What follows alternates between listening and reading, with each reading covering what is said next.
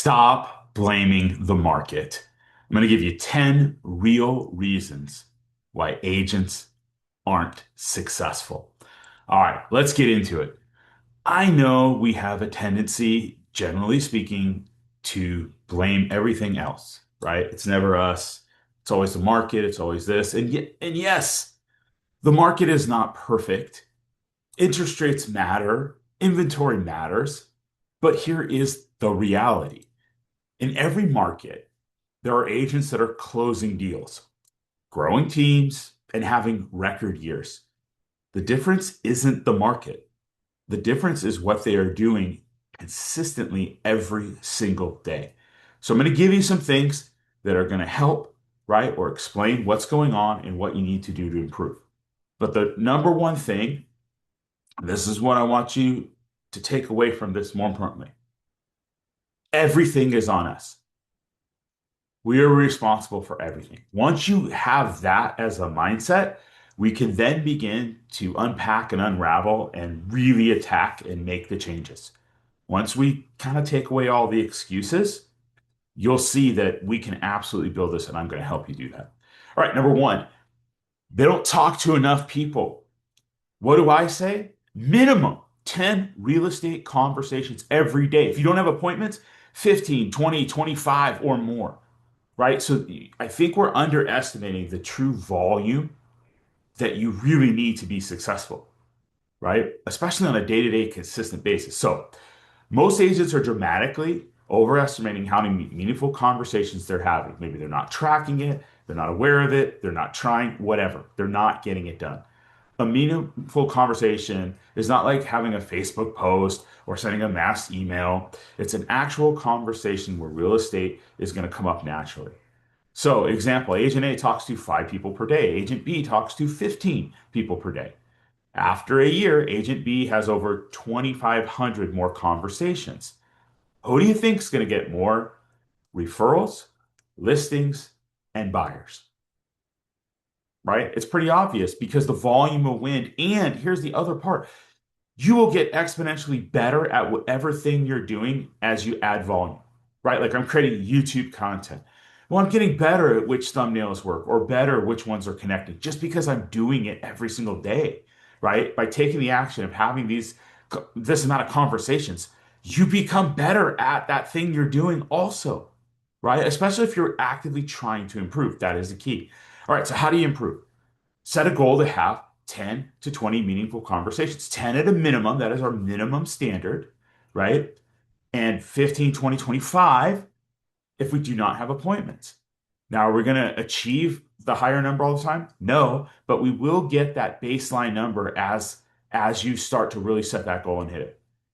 Call past clients, call your sphere, attend networking events, reach out to neighbors around listings, follow up with old leads. Basically, talk to people, right? I do it standing in line, right? Wherever I'm going to eat, if it's at coffee shops, okay, wherever you can engage in conversations, have them. And it helps if you're wearing swag. If you're wearing a realtor badge, more people are going to ask you about real estate, aren't they? But some people are like, I don't want to do it. I'm embarrassed. Then wear your gear. If you're at the gym, wear the t-shirt. Do things that are going to cause these conversations to naturally come up. Okay, and you can always be asking every person, who do you know that might be thinking about buying, selling, or investing in real estate this year as that conversation naturally comes up, right? There will be opportunities for that, or at least finding out about their particular situation and how you can help. Always lead from value, and that is going to help and truly caring about the person. When you're doing those things, people get a sense of it. Hopefully, you sense that I truly care about you. I want you to do really well in this stuff. That's why I'm bringing it as best I can and trying to give you away everything that will absolutely help. So make sure you are liking, subscribing to the content. That's a big, huge favor for me. Jump in that free coaching group. I'm going to be really, really blowing that out and helping really give you some actionable things in there. And then, of course, that's going to set the stage to get you into the paid group where I can really help accelerate the things that you're doing, the things that I can help you with. All right. Thank you so much. I really, really appreciate it. All right. Number two, they lack consistency. Most agents work when they feel like it, when they're motivated.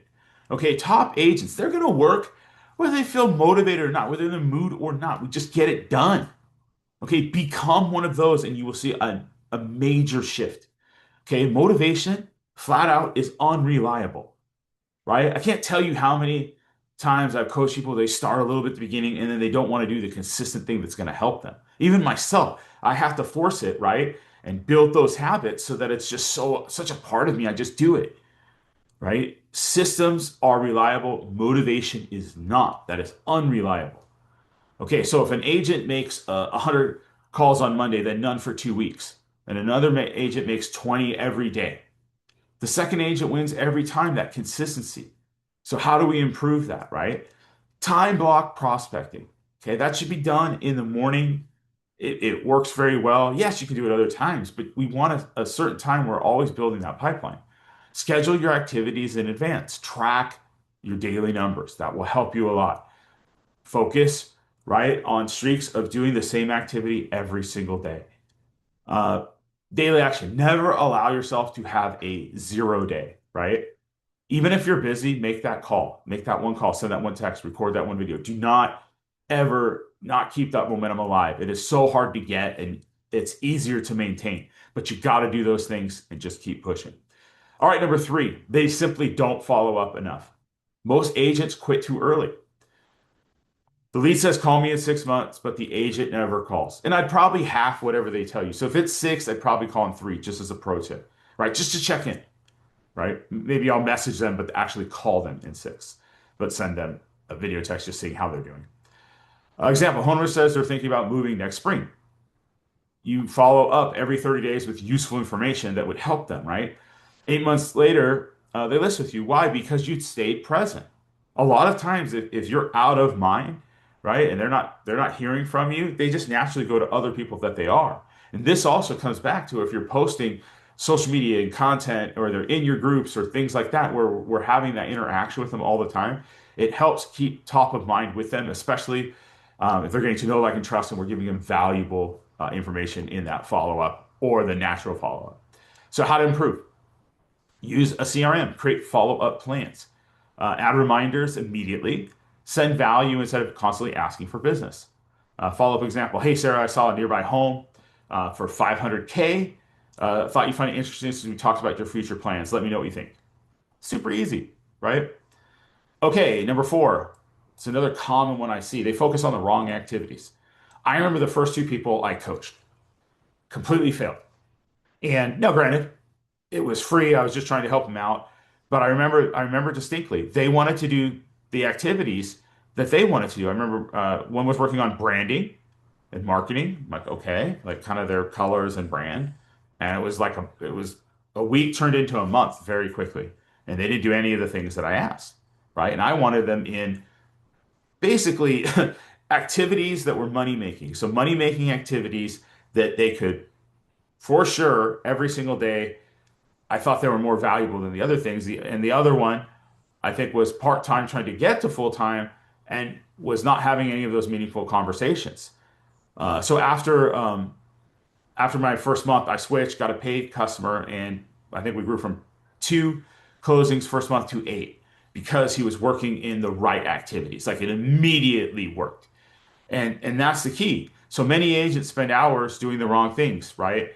A little bit of marketing, watching some training videos, changing websites, logos, business cards. I think it's everything but avoiding prospecting or the things that are going to really make you money, right? Maybe we don't want the rejection. Maybe, we're not sure the next step. When you get in with me, just ask me, hey, Frank, what's the next thing I should be doing? And I'll just tell you.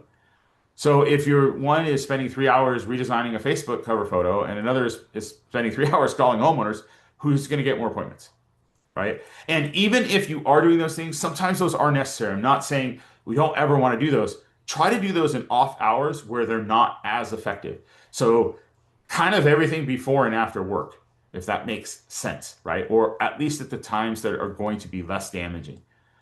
Um, so how to improve? I always ask, will this activity directly get me a client? Like, what's the best I could hope for in this? If not, move it on a lower priority. Not saying you don't do it, just focus on those income producing activities and you're going to naturally have more success. So it could be prospecting, it could be follow up, it could be setting appointments, open houses, content creation, of course, YouTube content, like things like this that can go one to many, and asking for referrals. And there's a whole list more, but just as a general idea, which one is going to actually move the needle. And that's another thing when I think of, I always post in a Facebook group I run is the top three activities of the day. If you're knocking out those top three activities, you should be getting an A for the day and giving yourself a really great chance, right, to move the needle as far as your business and success. Make those your priority. Focus those on the first part of your day.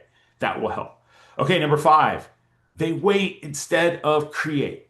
Okay, many agents are waiting for better rates. Oh, we need more inventory, more confidence, more experience, more referrals. Top agents are just going to create the opportunities.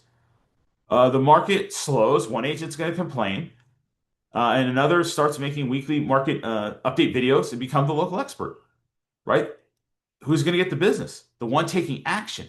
So create opportunities daily, post content daily, right? Create host webinar, host open houses, reach out to past clients, record some neighborhood videos, right? Do just take action. Create YouTube content on what search queries people are looking for. Try to helpful, right? Useful tips.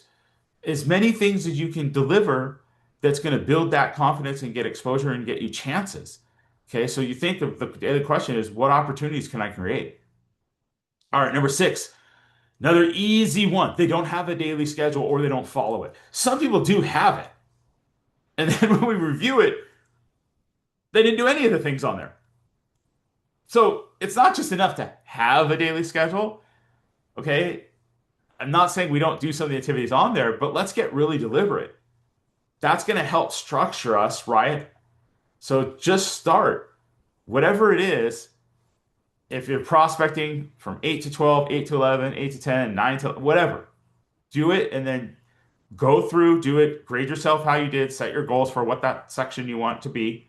If you have follow up, right, like 11 to 12, that's fine. You're going to grab some lunch, 1 to 4 appointments and client work. You could be filming, you could be creating content for the next day or that day, setting those appointments, of course, conducting business. I'm fine, but just follow it, grade it, set your goals, have something measurable, and some kind of accountability. Even with another person, that's fine. If you want to do it with me, that's fine. But get something so you can help. So it's not just you, because a lot of times people are not always going to do the best they can if we don't have that someone that we're accountable to. Okay, that's all. Number seven, they fear rejection. Hey, I get it. I remember in dating, I think I was at a dance. I remember I asked some girl to dance once, and she said no, and went to her friends. Oh my gosh, it crushed me. I'm not gonna lie. Now, thank goodness, it's kind of a Stranger Things moment. I think I saw an episode of Stranger Things where like the cute girl asked kind of the the lonely kid or the nerd kid to dance, and she was like the super popular good looking girl. I had that happen to me as well. I think it was probably one of my sister's friends that actually came up, saw the situation, went over to me and asked me to dance, and I felt great, right? It boosted my confidence up because I'm not gonna lie, it was hard. So I get the rejection part, all right, but it was so sweet and it gave me confidence to be able to ask others, and they said yes, probably because they saw me dancing with her or whatever, right? And then I had confidence. So most agents, sorry for the short story, but you'll remember that one, right? Most agents, they don't have a lead problem. They have a rejection problem. They're afraid someone will say, no, not interested, take me off your list. It's going to happen. It's okay. Example, agents are going to avoid calls that are making calls because they're going to get nervous. But another agent's going to call anyways. The second agent gets the opportunities. And understand this, every agent is going to get rejected. The difference is they don't personalize it. I never think they're rejecting me personally. I think it's that opportunity or it's not right now, right? But I also say this. So that's instead of asking what if they say no, I always ask what if they say yes? So try to collect 10 rejections this week. You'll discover that rejections are not nearly as scary as you think. And then when you get the successes, you're going to get more confidence. Write down everything. If it's an objection, I used to write them all down so I would practice to be able to overcome them, right? Help role play, practice. And I always like to have two or three different ways to do it. And then if it's a no, it's okay. But I feel like I've tried my best. And then at that point, I'm totally fine. Then I know it's the numbers. We go to the next, and I'm just going to try to improve every single chance I can get. Right? Okay, number 8, they give up too soon. Most agents quit right before success arrives. An agent posts a video for 30 days. You get no results. What do? I'm going to quit. I'm done with YouTube. Doesn't work. Another agent posts for 365 days. Now everyone says, oh, they got lucky. No, what they really happened is they stayed consistent or they improved to the point where then it started to pay off.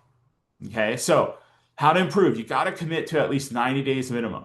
6 months preferred, 12 months is ideal. Before judging results, track the effort, not emotions. This is so key and huge. And I know we all go through this mental game. I go through it in YouTube, or I remember when I first started my Facebook group, man, I was posting so many great things for people. And every single post was like 0. And I'm like, these are literally the things that I'm doing that are getting opportunity after opportunity. And I feel like I'm giving away great content, great things, nothing. And I'm like, man, is this ever going to work? I keep inviting people in, no one's commenting.